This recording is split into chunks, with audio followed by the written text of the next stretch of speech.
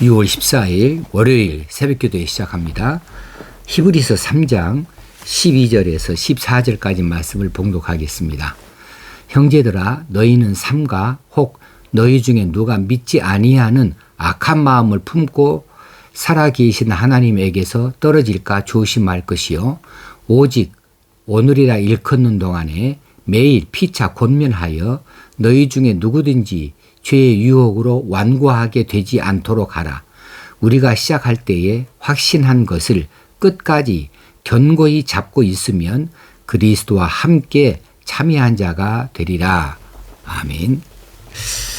세상에서 악한 사람, 선한 사람, 악한 마음, 선한 마음의 기준을 어디다 두는가 그러면은 대개 도덕적, 윤리적, 사회적의 기준을 두고 있습니다. 그래서 악한 사람은 자기 스스로 혼자 가만히 있어가지고 악한 사람 되는 건 아니고요. 선한 사람도 가만히 혼자 있는데 누가 선하다고 그렇게 선한 사람이라고 말해주지 아니하죠. 인간과의 관계에서 도덕적, 윤리적, 사회적으로 인간과의 관계에서 선한 사람이다, 악한 사람이다가 나오는 거죠. 성경에서는 이 선악 간의 구별을 하나님과 관련하여서 말씀을 합니다. 그러니까 하나님으로부터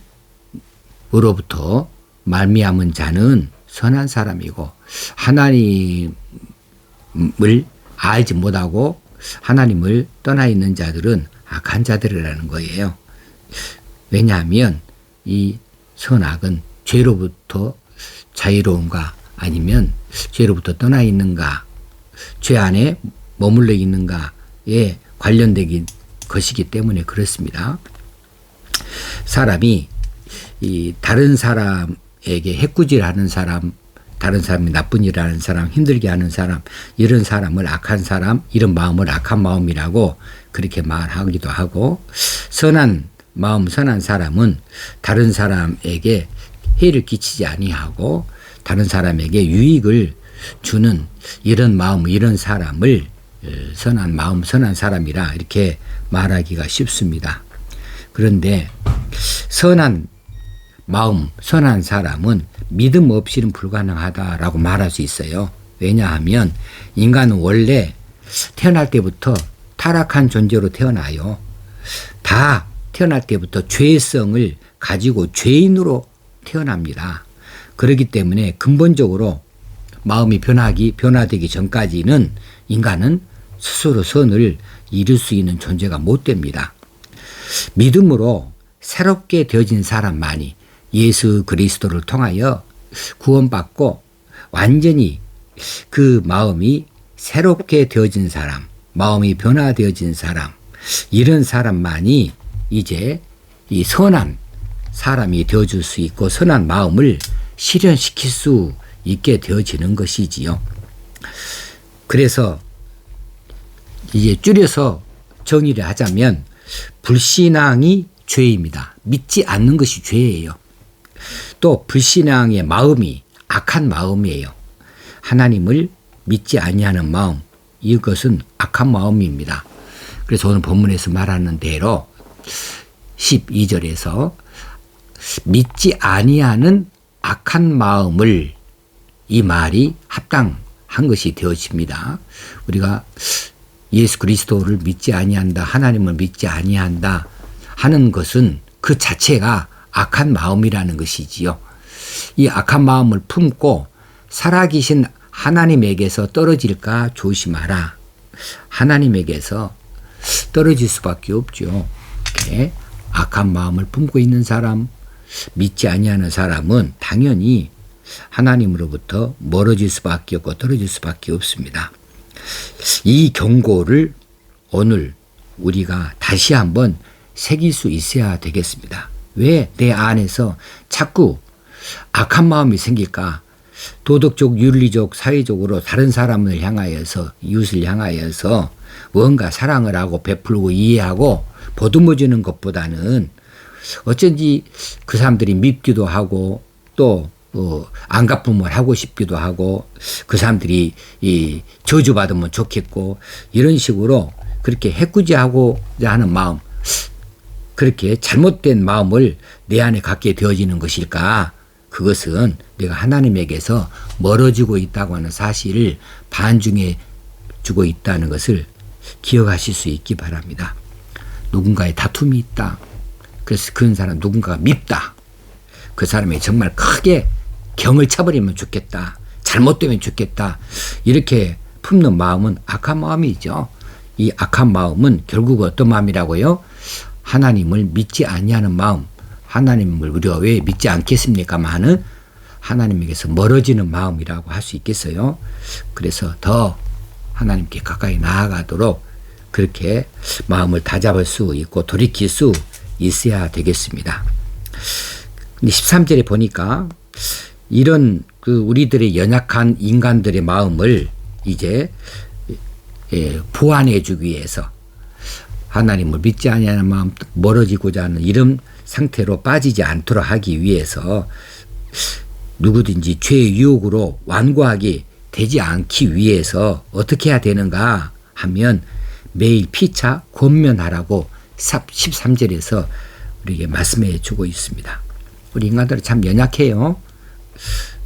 시간이 지남에 따라서 자꾸 바뀌기도 하고 변하기도 해요. 또 어떤 상황에 닥치게 되어지면 느닷없는 또 그런 말도 튀어나오기도 하고 그렇게 행동을 하기도 해요. 정말 연약해요. 그래서 서로 연약함을 보완해 주는 일이 필요합니다. 그래서 서로 성도들끼리 서로를 권면해 줄 수 있어야 됩니다. 일깨워 주는 것입니다. 그래서 영적인 잠에 빠져들지 않도록 그렇게 해야 될 것이고 믿음의 열정이 식어버리지 않도록 해야 될 것이고 하나님에게서 멀어지지 아니하도록 서로 간에 그렇게 돌보아 줄 필요가 있는 것이지요. 누구든지 죄의 유혹으로부터 완고하게 되지 않도록 하라 했습니다. 그런데 바울의 경우를 보니까 바울은 고린도 성도들에게 말하기를 여러 지체가 서로를 돌보아야 할 것에 대해서 교훈을 해주고 있습니다. 데살로니가 성도들에게도 그렇게 말합니다. 서로를 위해서 기도해 주어라. 서로를 피차 위로해라. 그리고 피차 덕을 세우라고 그렇게 여러 군데에서 권고하고 있습니다. 우리 교회도 우리 성도들도 이것을 명심해야 되겠습니다. 우리 서로 연약한 사람들입니다. 그래서 서로 간에 믿음을 강건하게 할 수 있도록 관심을 가지고 권면해 주기도 하고 혹시는 격려해 주기도 하고 혹시는 이끌어 줄 수도 있어야 되겠다 싶습니다. 이 일이 사랑의 마음을 품고 하는 일입니다. 우리가 서로 사랑하면 사랑하는 사람의 상태에 대해서 민감하지요. 얼마나 아픈가, 우울한가, 기쁜가, 무엇을 좋아하는가에 대해서 그 상태를 잘 파악하게 되어지는데 정말 사랑하는 마음이 있다고 한다면 우리 서로 간에 신앙적인 측면에서 믿음을 견고하게 또 연약한 것을 보완해 줄 수 있도록 그렇게 우리가 해야 될 책임이 있다. 그렇게 꼭 이 일이 필요하다라고 생각을 하고 이 일에 관심을 가지고 우리 성도들 사이에 서로 간에 피차 헌신할 수 있어야 되겠습니다. 그런데 피차 권면하여 죄의 유혹으로부터 완고하게 되지 않도록 그렇게 하는 일이 언제 하는 것인가? 어느 특별한 날에 합니까? 어떤 특별한 사건이 벌어졌을 때 그때 하는 겁니까? 언젠가 해야 될 미래에 언젠가 그날에 해야 될 일이 결코 아니고 오직 오늘이라 일컫는 동안에 해야 될 일입니다. 그리고 매일 해야 된다 하는 말씀을 주시고 있습니다. 세상은 영원하지 않습니다. 언젠가 종말의 날이 임할 것이고요. 세상의 시간은 제한적입니다. 끝까지 있는 것이 아니고 우리의 생명도 이 땅의 생명도 우리의 삶의 시간들도 언제 오늘이라는 시간이 사라질지 모릅니다. 언제 막이 내릴지 몰라요. 그러므로 살아있는 오늘 피차 권면하라는 말씀이에요. 내일이면 늦으리라고 하는 거죠. 날마다 하라는 이야기입니다. 오늘이라 일컫는 동안에 매일 피차 권면하라 이렇게 말씀하고 있어요. 자, 서로 사랑하는 사이의 사람들은요, 사랑을 내일로 미룰 수 없습니다. 어제도 오늘도 매일 살아있는 날 동안에 서로 사랑하는 그 일들에 열심을 내야 되지 않겠습니까? 성도들의 교제, 아름다운 믿음의 교제를 통해서도 피차 사랑의 권면을 통하여서 죄악 유혹을 이겨내고 믿음을 견고히 세울 수 있도록 그렇게 살아있는 날, 오늘이라 일컫는 그날에 날마다 이렇게 우리가 피차 권면하는 일, 서로 믿음을 세워주는 일, 이런 일에 열심을 낼 수 있어야 되겠습니다. 이것이 하나님을 정말로 기쁘시게 하는 일이 되어질 것으로 확신합니다. 그리고 14절에 우리가 시작할 때 확신한 것을 끝까지 견고히 잡고 있으면 그랬어요. 처음 먹은 마음이 끝까지 가야 됩니다. 처음 먹은 마음이 중간에 변질되지 아니하고 중간에 사라지지 아니하고 끝까지 유지되어지는 것이 무엇보다 중요한 일이지요. 어떤 사람들은 반짝 신앙이 있어요. 처음에 예수 믿고 아주 열정적으로 일하고 기뻐하고 뭐 교회 일에 그렇게 크게 관심을 갖고 다 나서고 뭐 하다가 어느 날 뚝 끊어지고 완전히 세상으로 돌아가 버려요. 이런 것은 좋은 일이 결코 되지 아니하죠. 정말 우리가 예수 그리스도를 구주로 영접했다면, 정말 죄사함 받고 하늘 백성이 되어졌다고 확신한다면, 그러면 그 처음 시작할 때에 그 먹은 마음이 끝까지 갈 수 있어야 됩니다. 우리 예수 믿는 그 첫사랑이 변질되지 아니하고 끝까지 유지될 수 있도록 지켜가는 것이 중요한 일이죠. 이 애굽에서 이제 그 종살이를 청산하고 애굽을 함께 탈출했던, 모세를 따라서 애굽을 떠났던 이스라엘 백성들이 최종 목적지 가나안 땅에 다 함께 들어가지 못한 거 우리가 잘 압니다. 40년 동안의 이 광야 여정 동안에 어떤 사람들은 병들어 죽고 어떤 사람들은 소화이 다해 죽고 여러 가지 측면에서 죽은 사람들이 있지만은, 그런데 광야에서 죽은 사람들 중에 많은 사람들이 하나님에 대한 의심과 불신앙과 불순종 때문에 가나안 땅에 들어가지 못하고 중간에 죽었다는 것을 우리에게 말씀해 주고 있어요. 그렇습니다. 여호수아와 갈렙만이 가나안 땅에 발을 디딜 수가 있었습니다. 이것은 지금 출애굽 1세대를 이야기하는 겁니다. 애굽에서 함께 떠났던 사람들이에요.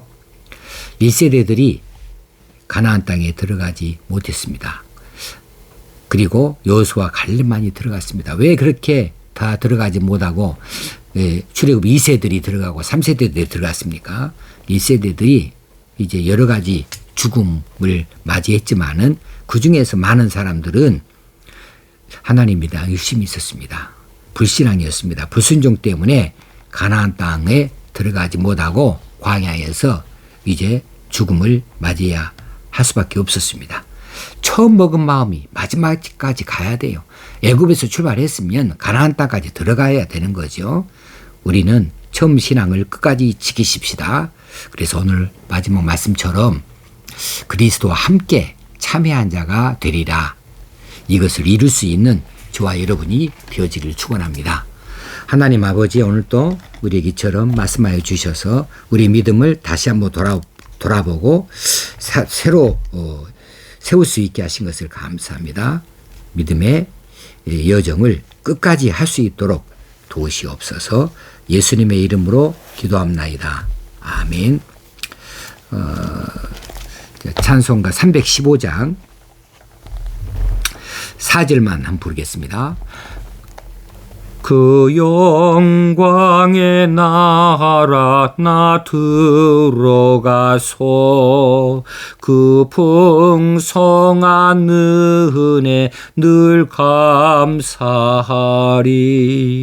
금멸유관 쓰고 나 찬송할 말 이전보다 더욱 사랑합니다.